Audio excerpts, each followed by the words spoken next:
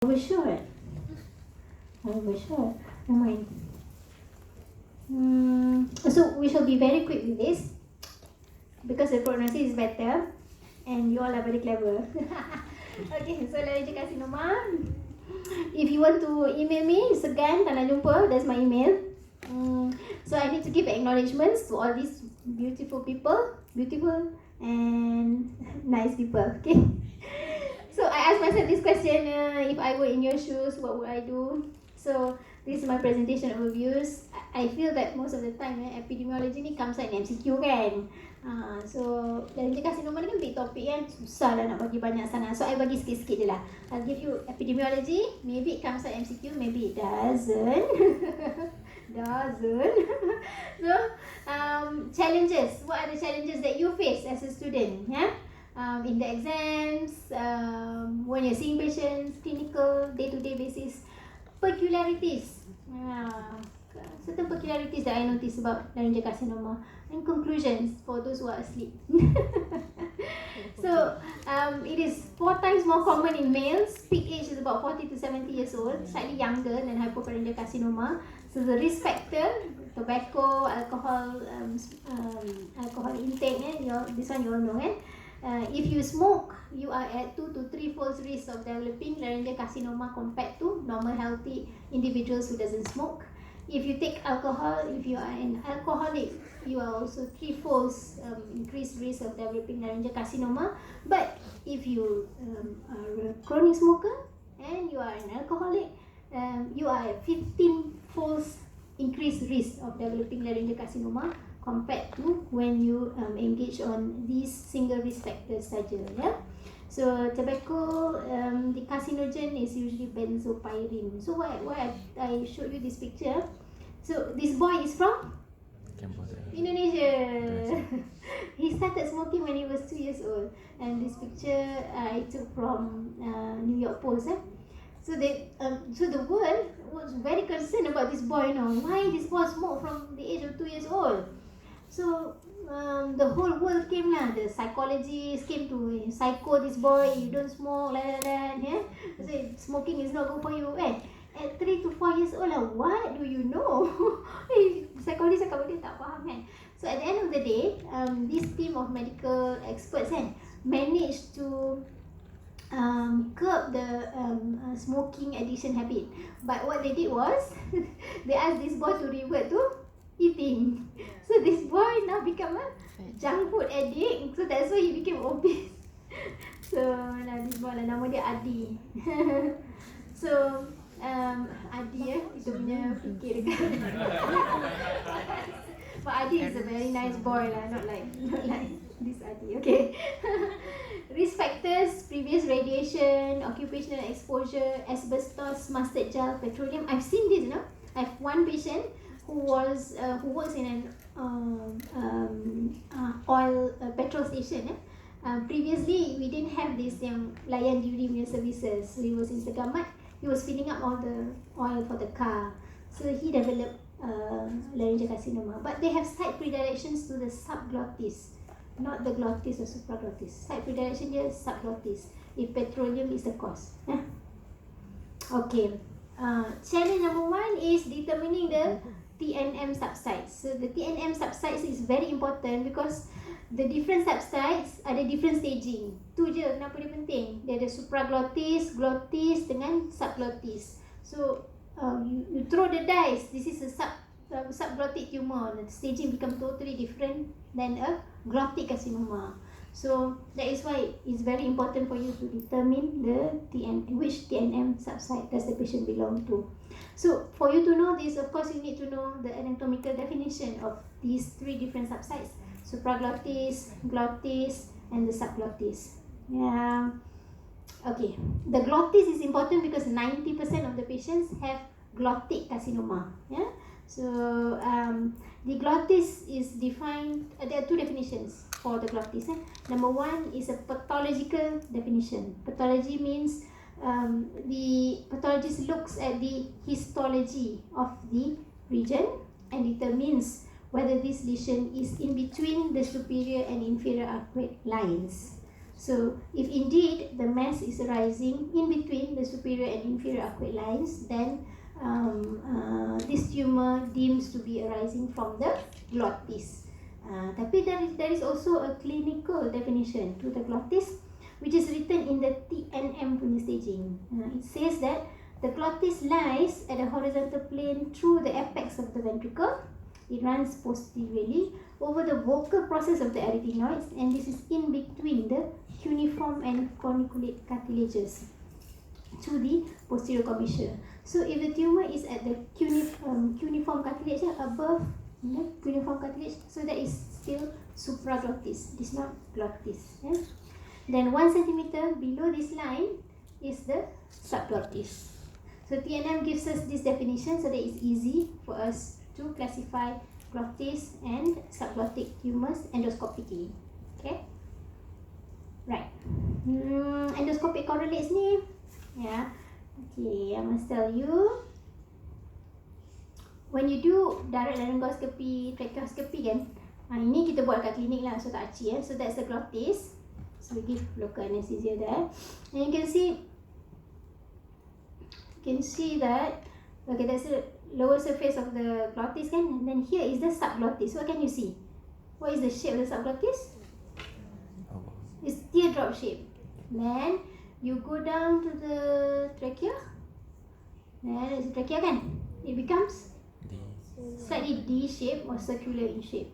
So the subglottis is teardrop in shape.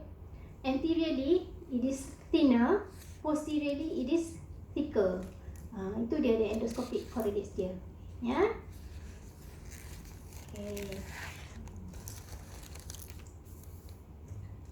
Okay, staging. Ada cakap dengan luar kan, you kena balik, kena baca what are the differences.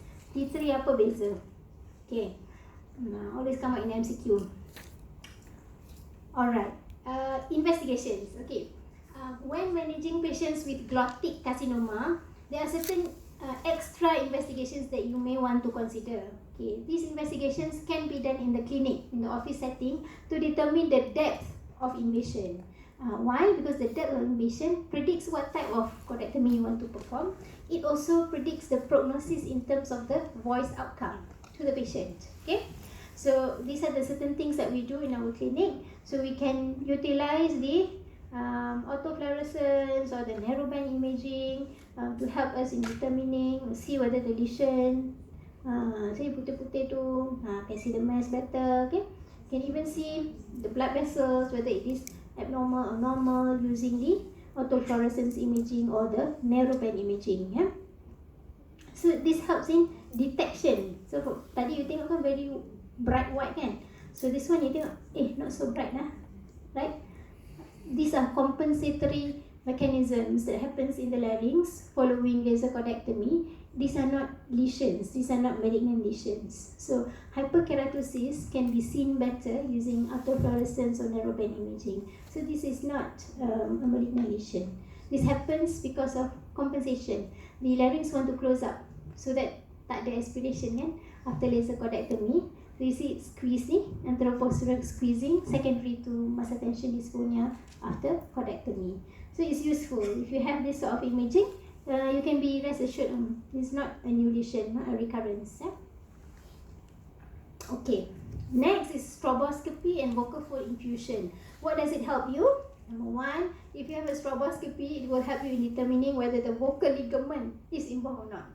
You see the mucosal waves. So if the mucosal waves are abnormal or absent, this means that the vocal ligament might be involved in our deeper structure. That is what you can tell. Okay. Or you can infuse the vocal fold in clinic. So you give intratracheal anesthesia, and then you bagi saline ataupun water for injection. Just inject it deep to the epithelium and see whether the mass raises up or not. So if the mass raises up, similarly like when you do in the clinic, when you do in the OT kan, hydrodissection, you do it in the clinic. So if the mass raises up with your infusion, this means that the depth of invasion is superficial. So it just involves the epithelium as well as the superficial lamina propria maybe. Then the vocal ligament is usually not involved. So if you use stroboscopy and vocal fold infusion to predict the depth of invasion of a patient with glottic carcinoma, you tend to be correct in 73% of the time.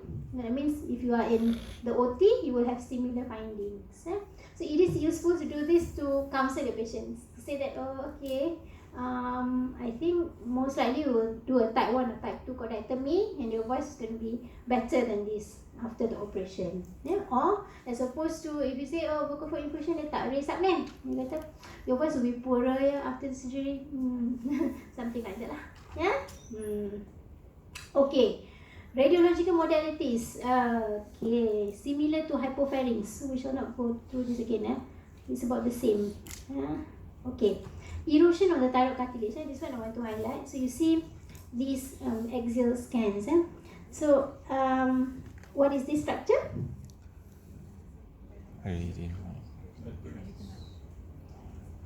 Retinoid. Macam tak yakin je. Arytenoid. Okay, ini Paraglottic. pyriform fossa. Okay, sini. Thyroid cartilage. Thyroid cartilage. Thank you so much. Ni. Thyroid glands. Thyroid. Ni. Strap muscles. Okay, strap muscles. Okay, what is this? Vocal fold. Paraglottic space. Thank you. Okay. So, if you have a tumor, that is, let's say that in this imaging, there is a tumor on the left side of the glottis. The tumor can involve the paraglottic space, causing obliteration of this fat pad. Obliteration of the fat pad. And then after that, the tumor will go to involve the inner perichondrium of the thyroid cartilage.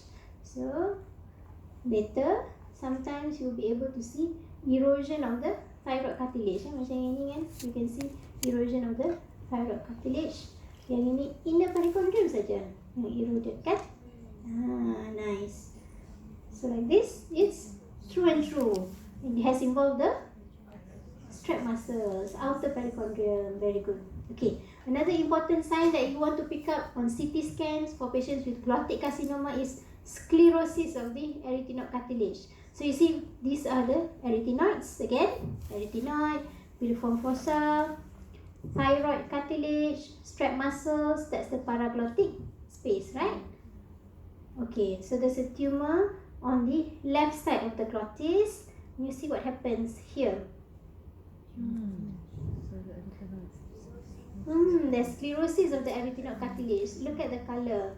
The color is white. So this one you can still see some marrow within. Okay? So the sclerosis of the arytenoid cartilage. This means that the arytenoid cartilage is involved. So therefore the staging becomes T3 at least. Yeah. So one important thing about sclerosis of the arytenoid cartilage, when the arytenoid cartilage is involved, it's difficult to clear the tumor with endolaryngeal laser cordectomy. In fact, it is one of the most important contraindications for laser cordectomy. Right. Here, ini kita tahu dah tadi kan, erosion of the thyroid cartilage. So, paraglottic space. Ni tak nampak sangat. See there kan? So, you can see a nice fat pad here on the right hand side. That's the paraglottic space, but it is obliterated on the left hand side. So, therefore, the paraglottic space is involved. This is on coronal view. You can see the paraglottic space is involved here. Right. So pre-epiglottic space. Pre-epiglottic space, siapa ada penggiliran? Syaril, what are the boundaries of the pre-epiglottic space? Thyroid cartilage, thyroid epiglottic fold. Thyroid cartilage. Thyroid cartilage. Jangan.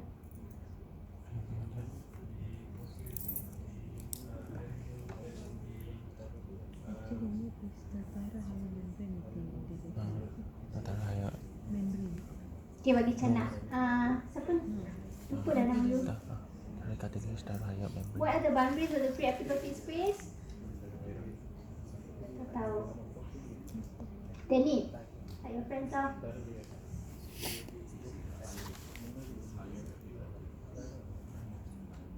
Okay.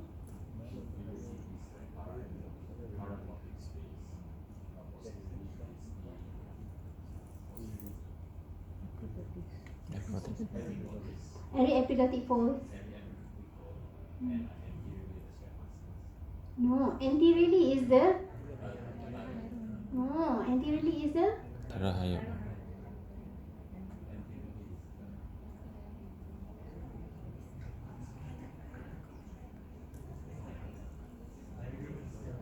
Ha? I buat juga oh. Anteriorly apa? Ha?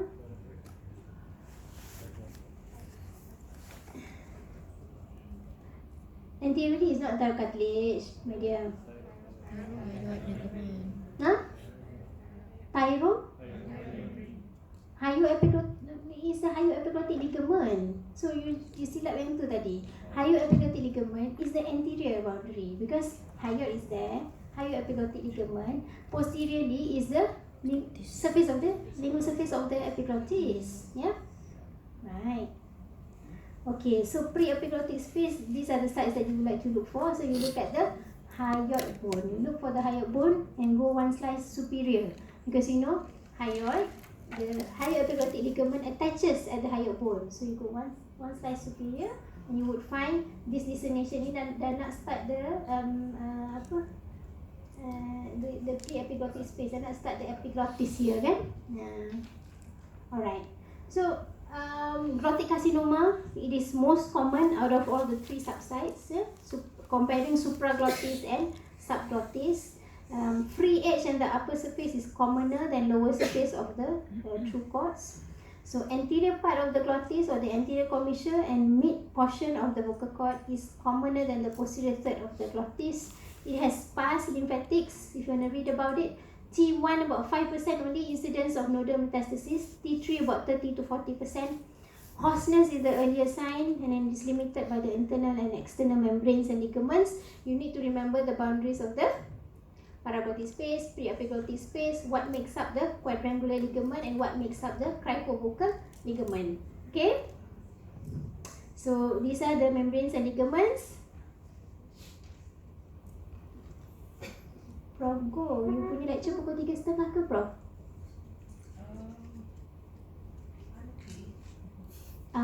Because I'm supposed to have a quiz session with them after my lecture.